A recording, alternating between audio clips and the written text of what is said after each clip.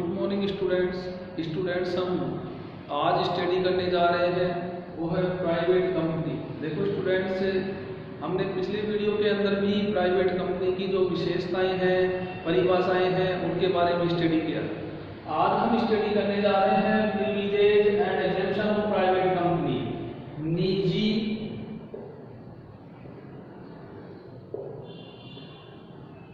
Company की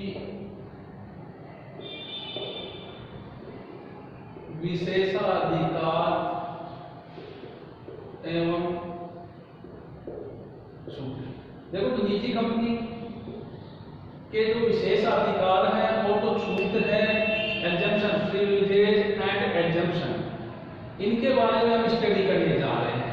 तो देखो स्टूडेंट्स, कंपनी अधिनियम 2013 के अनुसार उसमें निजी कंपनियों को कुछ विशेषाधिकार और छूट प्रदान की गई है, एग्जेम्पशन प्रोवाइड की गई है। लेकिन सार्वजनिक कंपनियों को ये विशेषाधिकार और ये जो छूटें हैं ये प्रदान नहीं की गई है। कोई भी सार्वजनिक कंपनी या उसकी कोई सहायक कंपनी जो है उसको ये छूट या जो विशेषाधिकार है ये नहीं मिलते हैं। केवल निजी कंपनी, स्वतंत्र निजी कंपनी और उसकी सहायक कंपनियों को ही ये विशेष अधिकार और छूटें प्रदान की गई है। तो देखो निजी कंपनियों को कौन कौन से विशेषाधिकार और छूट जो एग्जेम्पशन है वो प्रोवाइड की गई है। तो वो है न्यूनतम सदस्य संख्या, नंबर 1 न्यूनतम सदस्य संख्या।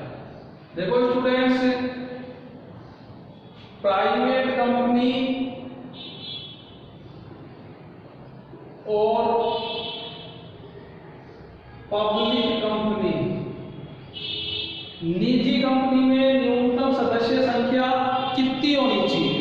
एक निजी कंपनी में न्यूनतम सदस्य संख्या 2 होनी चाहिए, ये छूट दी गई है। जबकि एक पब्लिक कंपनी में कितनी होनी चाहिए? 7 होनी चाहिए। तो कहने का मतलब निजी कंपनी के लिए तो क्या छूट है कि निजी कंपनी में सदस्यों की संख्या कम से कम कितनी? 2, और पब्लिक कंपनी, सार्वजनिक कंपनी में कितनी? 7 होती। नंबर 2 प्रविवरण, प्रोस्पेक्टस। देखो स्टूडेंट्स, निजी कंपनियों को अपना प्रविवरण जारी करने की आवश्यकता नहीं होती है, कहने का मतलब। लेकिन सार्वजनिक कंपनियों को प्रतिभूतियों को प्राप्त करने के लिए या प्रतिभूतियों के लिए प्रविवरण जारी करना आवश्यक होता है। निजी कंपनियों को प्रोस्पेक्टस इश्यू करना आवश्यक नहीं होता है। अब नंबर 3 है न्यूनतम अभिदान, न्यूनतम अभिदान, मिनिमम सब्सक्रिप्शन। देखो स्टूडेंट्स, कोई भी निजी कंपनी न्यूनतम अभिदान प्राप्त किए बिना भी अपनी प्रतिभूतियों को जारी कर सकती है। लेकिन एक सार्वजनिक कंपनी न्यूनतम अभिदान प्राप्त किए बिना अपनी प्रतिभूतियों को जारी नहीं कर सकती। तो कहने का मतलब ये जो छूट है ये न्यूनतम अभिदान वाली, ये केवल निजी प्राइवेट कंपनियों को ही मिली हुई है, सार्वजनिक कंपनियों को नहीं मिली हुई है। अब है संचालकों की न्यूनतम संख्या, जो अपना अगला जो विशेषाधिकार छूट है वो है संचालकों की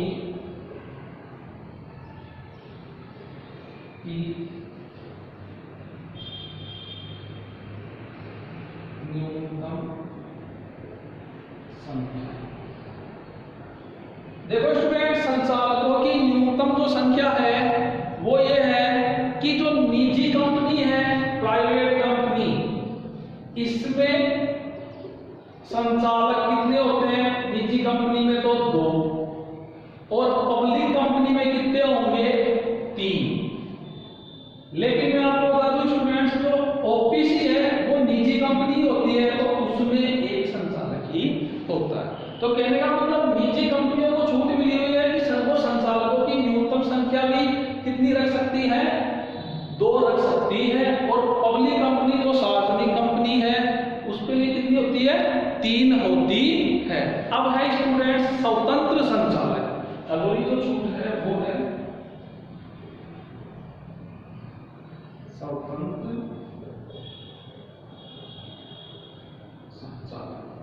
देखो स्टूडेंट्स, स्वतंत्र संचालक जो है उनके लिए क्या है कि किसी भी निजी कंपनी में स्वतंत्र संचालकों का होना आवश्यक नहीं है। निजी कंपनी में अगर स्वतंत्र संचालक नहीं होते हैं तो कोई आवश्यकता, कहने का मतलब आवश्यक नहीं है कि निजी कंपनी में स्वतंत्र संचालक हो। लेकिन कोई भी लिस्टेड कंपनी या सरकार द्वारा जो निर्धारित की गई जो वर्गों की कंपनियां हैं उनमें स्वतंत्र संचालकों का होना आवश्यक है। अब ये स्वतंत्र संचालक कितने होने चाहिए? तो कुल संचालकों का 1/3, कितना, कहने का मतलब 1/3 स्वतंत्र संचालकों का होना आवश्यक है। अब है बारी से निर्वर्त होने वाले संचालक। बारी से निर्वर्त होने वाले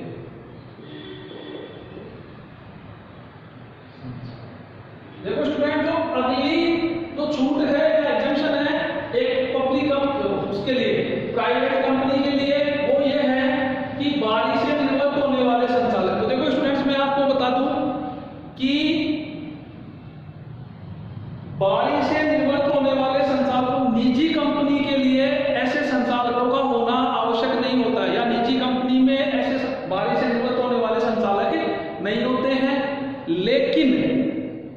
लेकिन जो पब्लिक कंपनी है उसके अंदर बारी से निर्वर्त होने वाले संचालक होते हैं, और वो किस प्रकार होते हैं कि 2/3 जो कुल संचालक है उनका 2/3, और 2/3 में से 1/3 कब रिटायरमेंट होंगे या निर्वर्त होंगे? एजीएम, वार्षिक साधारण सभा के अंदर वो निर्वर्त होते हैं। तो देखो, कुल संचालक किस कंपनी में? पब्लिक कंपनी में, पब्लिक कंपनी के लिए 2/3, लेकिन इस 2/3 में से 1/3 कब?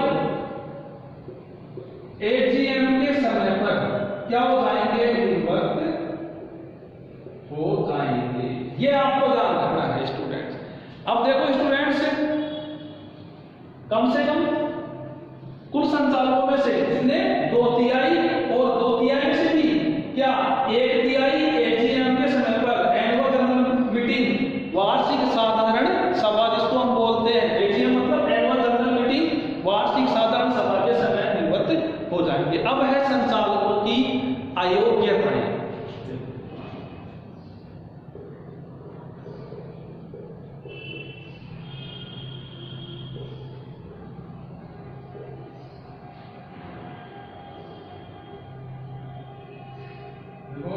डिस्क्वालिफिकेशन देखो, संचालकों की अयोग्यताएं। देखो स्टूडेंट्स, कोई भी निजी कंपनी संचालकों के लिए जो अयोग्यताएं हैं, निजी कंपनी अपनी ओर से भी संचालकों के लिए अयोग्यताओं को निर्धारित कर सकती है अपने अंतर नियमों में।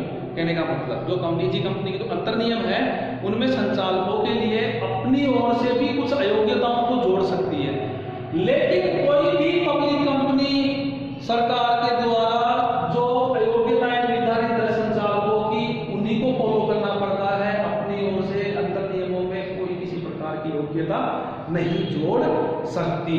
अब है स्टूडेंट्स, लघु अंशधारियों का संचालक। लघु अंशधारियों का संचालक देखो स्टूडेंट्स कैसे?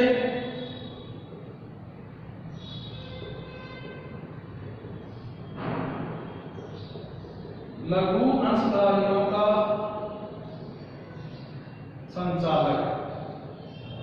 देखो स्टूडेंट्स, वैसे तो किसी भी निजी कंपनी में लघु अंशधारियों का संचालक नियुक्त होना आवश्यक नहीं होता है, लेकिन जो लिस्टेड कंपनियां हैं या सार्वजनिक कंपनियां हैं वो कैसे कि 1000 से अधिक जो लघु अंशधारी है, लघु अंशधारी या कुल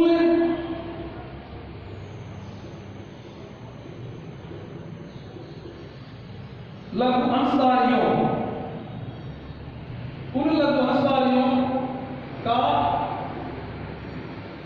10%, कुल लघुवंशधारियों का 10%। इन दोनों में से कहने का मतलब 1000 से अधिक अगर लघुवंशधारी या कुल लघुवंशधारियों का 10% अगर होता है तो उसके आधार पे कहने का मतलब जो सार्वजनिक कंपनी है उनमें लघुवंशधारियों का एक संचालक नियुक्त होना आवश्यक है, लेकिन निजी कंपनियों में ऐसा नहीं है, लघुवंशधारियों का संचालक नियुक्त होना आवश्यक नहीं होता है। अब जब स्टूडेंट्स आगे हम बढ़ते हैं, अगला जो है मुख्य प्रबंधकीय पदाधिकारी, इसको शॉर्ट में बोलते हैं KMP की मैनेजरियल पर्सन, KMP की मैनेजरियल पर्सन, मुख्य प्रबंधकीय पदाधिकारी। देखो स्टूडेंट्स, इसके लिए सूचीबद्ध कंपनी या फिर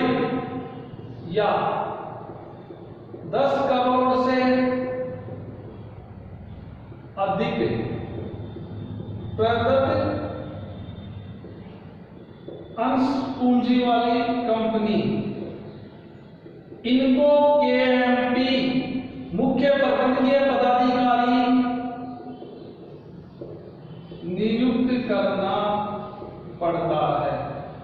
लेकिन ये कैसी कंपनी होगी, मैंने लिखा ना, सूचीबद्ध कंपनी या कोई भी जो 10 करोड़ से अधिक जिसकी प्रदत्त अंश पूंजी है वो, ये सार्वजनिक कंपनियों के लिए है। लेकिन स्टूडेंट्स, निजी कंपनी में KMP नहीं